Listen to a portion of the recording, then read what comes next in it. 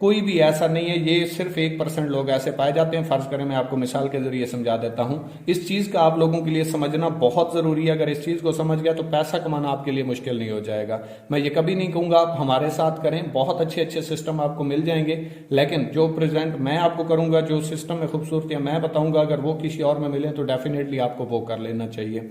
कि फर्ज करें मेरे पास पैसा है, स्किल्स नहीं है, आपके पास स्किल्स हैं, पैसा नहीं है। अब आपको क्या चाहिए? पैसा। मुझे क्या चाहिए? Skillful person.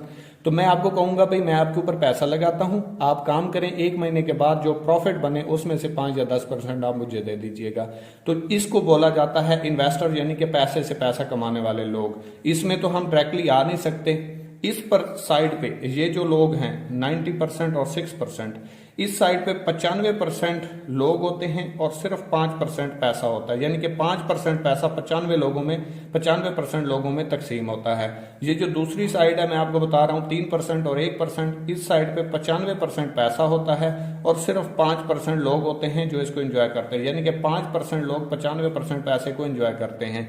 अब डिपेंड आपके ऊपर करता है, आप सोचें कि आप किस कैटेगरी में खड़े हुए हैं, इसमें या इसमें। अगर इसमें हैं और इंजॉय करना चाहते हैं तो फिर आपको अपनी डायरेक्शन को, अपनी जगह को चेंज करना होगा। अगर आप यहीं पे रहना चाहते हैं तो वो आपकी चॉइस है, फैसला आपका। मेहनत जहां पे भी है, मेहनत जहां पे भी है, यहां पे आपकी जरूरत जिंदगी पूरी होंगी, यहां पे आपके ख्वाब पूरे होंगे। और आज मैं आपको इसके बारे में बताने जा रहा हूं कि आप अपना सिस्टम कैसे बना सकते हैं और फिर आप बैठ के कैसे खा सकते हैं।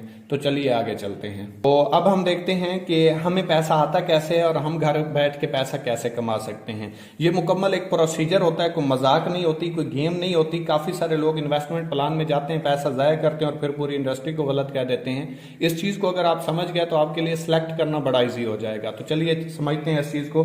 मतलब कोई भी चीज है वो कंपनी में बनती है तो डायरेक्टली यूजर तक नहीं पहुंचती, आवाम तक नहीं पहुंचती।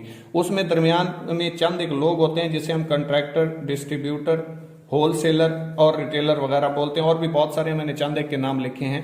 कंपनी में फर्ज करें कोई चीज 25% की बनती है तो आवाम को आके 100 रुपए की मिलती है। 25 रुपए वाली चीज आवाम को कितने की मिली?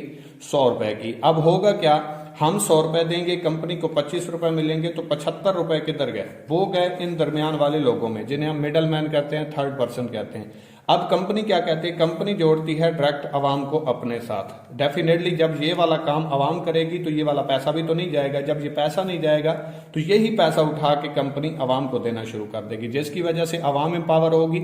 ना कंपनी को जेब से देना पड़ते हैं और ना ही कंपनी को फ्री का पैसा